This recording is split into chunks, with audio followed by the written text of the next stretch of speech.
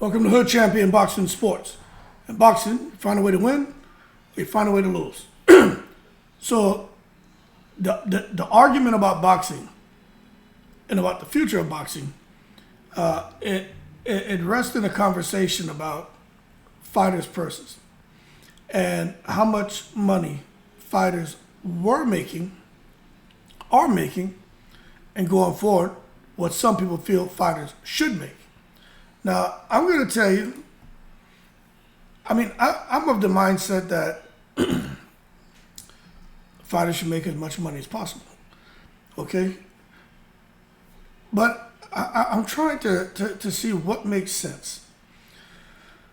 Because if you look at years ago, all the way back to Ali, man, there were certain fighters, once you had the right profile, if you were, or even if you weren't a champion, right? But especially if you were a champion, if you had the support of people, man, you would notice that those fighters went on to make huge money, man. So when we look today and talk about how fighters today are just getting paid too much money, I'm not sure that's the fight purses are the issue. Now I'm gonna tell you right now, I can't break that argument down because I just don't have enough data to sit here and create what I would like to create for you all is a PowerPoint spreadsheet with pie charts and everything that would show this is what fighters were being paid in the past, where maybe a network fell apart, and this is what fighters who in the past were making, where the network is still here today and sustaining itself. Or because that way it can kind of take a look at the disparity between what fighters were getting paid for that network or promoter to go belly up, and then what fighters are getting paid for that network or promoter to remain in business. And then from there we may be able to find a sweet spot. But that data doesn't really exist because we're only privy to what they share with us. Going forward, fighters and fight purses, I think it has a lot more to do with support from the boxing community, from fans. When you look at the UFC, and I'm going to tell you right now, I'm not even going to try to talk UFC business because I watch some of the fights, but I'm no diehard UFC fan. But one thing I do know, whenever I'm watching anything dealing with the UFC, the events are crazy. This shit is sold out. No matter where they go, it's sold out. They're like fanatics in there. It's not like that for boxing. And some will say, well, that's because the UFC is controlled by Dana White. He says, you fight this guy, you fight that guy, this is what the fight person is going to be. Hey, these are what the bonuses of the night are going to be. And he keeps the pay at, he keeps it to where some people feel it's fair as far as the MMA community for what the fighter brings to the table. But a lot of people don't think it's fair when you look at, in the boxing world, what fighters are making. Not just the champions, fighters are making, especially when you have a big name. But then the argument is in the UFC, the best fight the best. In boxing, it's not like that. UFC, if you lose, it doesn't mean you're washed up. You just continue to fight another day. And boxing, if you lose, a lot of times it can be perceived as a career ender. But that being said, going forward, well, if we were to cap off the maximum fight person champion received, would that help? Now, I'm going to tell you what I think should happen if we're going to look at a way to govern fight purses. Now, this is my humble opinion. What I think should happen is each sanctioning body, and they need to sit down, synergize their efforts, and collectively come up with a max fight purse for the champion, for the interim champion, right? And for all those other, the Pearl Belt, the goddamn Intercontinental this, the Irritable Bowel Syndrome champion that Usyk, the belt that Usyk has, they need to come up with a fight cap for all of those different titles that they have underneath their organizations, right? And then I think from there it kind of sets an expectation. Okay, fighters, this is what you're going to make. If you once you get to this level, this is kind of where you're going to be. A pay chart. Now I'm going to tell you, me being a retired military guy, there was always a pay chart. You always saw the pay chart when the time you joined the military. Hell, you guys can go pull up a military pay chart right now, enlisted in officer ranks. But we knew as young guys, you know, hey, here we are now. I was enlisted, right? I'm an E1. But over a period of time, it shows with the right effort, applying myself over a period of time, once I get here to the highest I could go, which was an E9, this is how much money I'll make.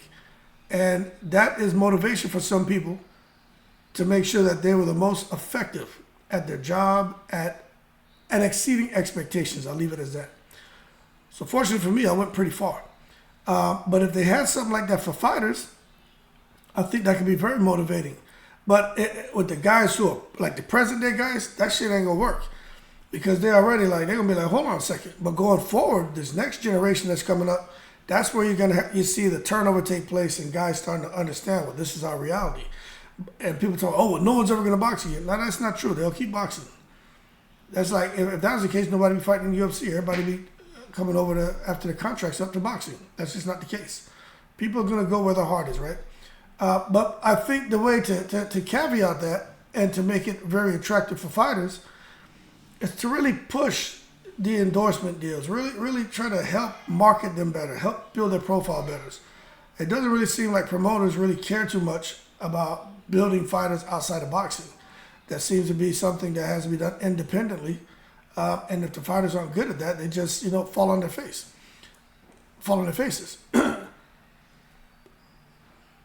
So, in summary, I definitely feel that we need to explore how to make fight purses work, not just for the fighter, but also not just for the promoter, but also for the networks and the distributors and everybody who's involved. Because the people who are talking about too much money is being paid to fighters, right? It's not just boxing fans. It's not just content creators. There are people who are talking about it and saying that was the Achilles heel of Showtime, the Achilles heel of HBO, the Achilles heel of PBC, and in the next couple of years could be the Achilles heel of Matchroom and DAZN. The people talking about that are pretty smart people. But again, no one is able to give specifics because I'm a guy, my background, project management, program management, data analyst, right? If you tell me something and I'm like, okay, we're overpaying them, that's why this went under, okay, cool. I immediately go back and start to do my research. This is the company, this is the I'll take maybe the last couple of years, these are the fight purses, average fight purses over a couple of years, and just show where the company was as far as profit margins and how it showed the decline to where eventually they had to shut down. Then I would show that, company or whatever, the one that was paying, how much they're paying fighters, and we saw profit margins continue to grow, fighters being happy, the business sustained itself, and they're still here going strong. And then from there, I can identify maybe what the congruencies, contrasts, and those things that went wrong. And because when you start seeing things start to rescind, right? Then you got to stop and you got to zero in there and say, okay, something's right, something's wrong here. What's up with this data point? Why are we noticing the decline? There's a trend here. There's a pattern here. There's got to be a why. Because when you look here, everything's going up. So how are these guys able to increase their profit margins, keep everyone happy, and remain in business? So we need to answer the why. What is it they're doing? And that could be what someone did and say, hey, the main contrast between the business that falls apart and the guys who are able to sustain this, they're giving too much money. They should have kept some of that in their pocket to make sure that the business could remain afloat. Now, I don't know that, but I want to know more. This is interesting to me. Just like the whole thing about Saudi, I'm always talking about the secret society. This is something else that's very interesting to me. And I don't think anybody else is going to talk about it, but I will. So hopefully you guys don't find the content boring. I think it's very interesting. And because if that's the issue, right, if they're able to conclude that that's the issue, so going forward, what are they going to do? What's Al Heyman going to do? His fighters, are they just going to not fight by choice? What's going to happen? Because to me, that could create that could create a toxic environment. Because now you can't get your fighters to fight. Now you can have potential lawsuits where Al Heyman find himself having to sue somebody. Because, hey, no, man, you need to go fight. But they're like, no, I don't want that $200,000. I want the $5 million I'm used to getting. You see? So we just got to wait and see how it materializes. But that being said, man, that's the question. Should champions receive a max purse? Simple. Anything made on top of that, the promoter, whoever, they keep it all for themselves. That way they have it to make sure, like a reserves kind of. If, an event doesn't really do that well, at least they're like, okay, we have something here to make sure we can give these guys what we agreed to without just having to go under necessarily. Because if you listen to Bob Arum, he overpaid Crawford. He lost money on Crawford, right? So when you hear that, you would think that Crawford was given a guarantee of, like, let's say, this is an example, like $5 million. Bob only made like $1 or $2 million on the fight, so he has a $3 million loss, right? That's how you would interpret that. But if you peel the layers back, maybe the projection was for Crawford event to make $5 million, right? That was a projection. But maybe at 500,000 they break even, so anything over 500,000 is profit. So when they talk about the $2 million they paid Crawford, 1.5 million was profit. But they're gonna come out and say they lost money because they projected to make $5 million.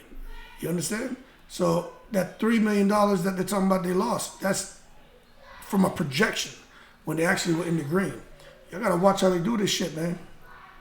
And some of you who can't break it down, I know we got the range of ages and experience levels here is very different.